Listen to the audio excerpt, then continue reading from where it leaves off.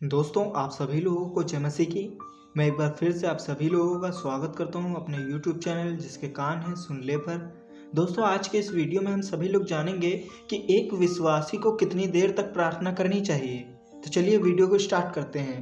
दोस्तों, यह वह प्रश्न है जो अधिकांश विश्वासियों द्वारा पूछा जाता है। दरअसल एक मसीही को कितनी देर प्रार्थना करनी चाहिए, इस विषय में बाइबल में कोई निश्चित नियम नहीं दिया गया है।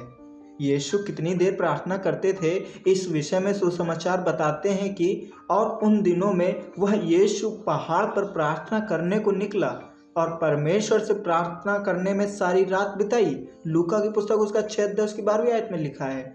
यीशु सारी रात प्रार्थना में बिताया करते थे, परंतु कभी कभी वह केवल 1 घंटे ही प्रार्थना करते थे। फिर चेलों के पास आकर उन्हें सोते हुए पाया और पतरस से कहा, क्या तुम मेरे साथ 1 घड़ी यानी कि 1 घंटा भी ना जाग सके। मत्ती की पुस्तक उसका 26 अध्याय उसकी 40वीं आयत में लिखा है। इसका मतलब है कि बाइबल प्रार्थना किए जाने पर बल देती है, पर कितनी देर प्रार्थना की जाए इस पर नहीं। प्रार्थना कितनी देर की जाए इस विषय में यीशु के निर्देश अत्यंत स्पष्ट थे। प्रार्थना करते समय अविश्वासियों की तरह बक बक ना करो, क्योंकि वे समझते हैं कि उनके बहुत बोलने से उनकी सुनी जाएगी। सो तुम उनकी तरह ना बनो। सपोपदेशक भी छोटी प्रार्थना करने का ही सलाह देता है। बातें करने में, प्रार्थना करने में उतावली न कर और ना अपने मन में कोई बात उतावली से परमेश्वर के सामने निकालना, क्योंकि परमेश्वर स्वर्ग में है और तू पृथ्वी पर, इसीलिए तेरे वचन थोड़े ही हों। सपोपदेशक उसका 5 अध्याय उसकी 2री आयत। बाइबल स्पष्ट बताती है कि हमारी प्रार्थना लंबी नहीं परंतु सामर्थ्य होनी चाहिए। सामान की लिस्ट की तरह प्रार्थना के प्रति परमेश्वर का नजरिया हमेशा नकारात्मक ही रहता है। स्वयं प्रभु यीशु ने बिना मतलब की लंबी प्रार्थनाओं के करने वालों की जमकर आलोचना की थी। लूका उसका 20 अध्याय उसके 45 से 47 आयत में। अतः बाइबलीय दृष्टिकोण से यह महत्वपूर्ण नहीं है कि हम कितनी देर प्रार्थना करते हैं, महत्वपूर्ण यह है कि हम कैसे प्रार्थना करते हैं। कुछ प्रचारक एवं पास्टर शिक्षा देते हैं कि प्रार्थना कम से कम 1 घंटे की जानी चाहिए। प्रतिदिन 1 घंटे प्रार्थना करने के बाद ही एक विश्वासी आत्मिक रूप से बलवंत हो सकता है, परंतु यह शिक्षा बाइबलीय नहीं है।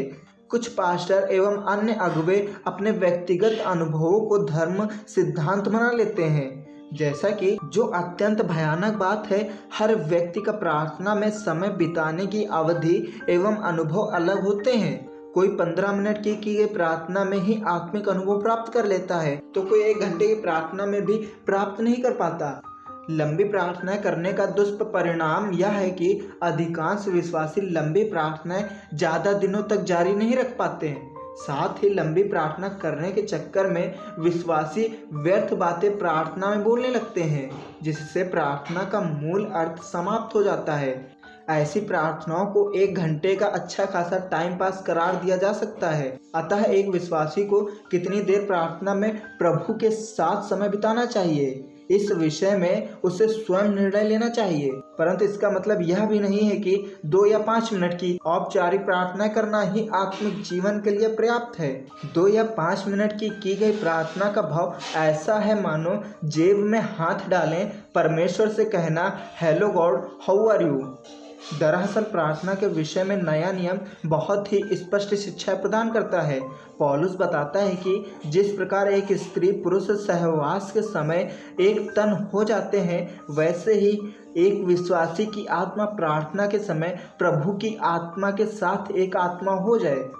इसका मतलब है कि पवित्र शास्त्र में पति पत्नी के शारीरिक संबंधों के लिए जिस शब्दावली का उपयोग किया गया है, उसी का प्रयोग एक विश्वासी के प्रभु के साथ संबंधों के लिए किया गया है। उदाहरण के तौर पर उत्पत्ति की पुस्तक में बताया गया है, और आदम ने अपनी पत्नी हव्वा को जाना, तब उसने गर्भवती होकर कैन को जन्म दिया। इसी प्रकार जब स्वर्गदूत कुमारी मरियम के पास यीशु के जन्म का सुसमाचार लेकर आए, तो मरियम ने उसी क्षण यह उत्तर दिया कि मैं तो पुरुष को जानती ही नहीं। अतः बाइबलीय दृष्टिकोण में पति पत्नी के शारीरिक संबंधों का अर्थ है पति पत्नी के द्वारा एक दूसरे को जानना। इसका मतलब है कि इसी जाना शब्द का उपयोग यीशु ने विश्वासियों के साथ स्वयं के संबंधों के लिए भी किया है। मत्ती की पुस्तक उसका 7 अध्याय उसकी 23वीं आयत में लिखा है, तब मैं उनसे खुलकर कह दूंगा कि मैंने तुमको कभी भी नहीं जाना। हे कुकर्म करने वालों, मेरे पास से चले जाओ। अतः प्रार्थना का अर्थ प्रभु को पूर्ण रीति से जानना है। प्रार्थना प्रभु की आत्मा का हमारी आत्मा के साथ एक हो जाना है। यदि एक विश्वासी इन बाइबलीय मापदंडों के आधार पर प्रार्थना करता है तो फिर यह मायने नहीं रखता कि वह कितनी देर प्रार्थना कर रहा है। इस प्रकार की प्रार्थनाएं छोटी एवं लंबी दोनों ही हो सकती हैं। यदि कोई छोटी प्रार्थना करने पर ही प्रभु की आत्मा के साथ घनिष्ठ संबंध बना देता है तो इसमें कोई बुराई नहीं है। अतः प्रश्न यह नहीं है कि आप कितनी देर प्रार्थना करते हैं, बल्कि यह है कि आप प्रार्थना के द्वारा प्रभु की आत्मा के साथ एक आत्मा हो जाते हैं। शुरुआत हमेशा धीमे करें। कोई भी एकदम से प्रभु के साथ प्रार्थना में घंटों नहीं बैठ सकता जब तक कि वह धीमे धीमे प्रार्थना के स्वभाव को अपने अंदर विकसित ना कर ले। आमीन। परमेश्वर इस वचन के द्वारा आप सभी लोगों को आशीष दे। आमीन।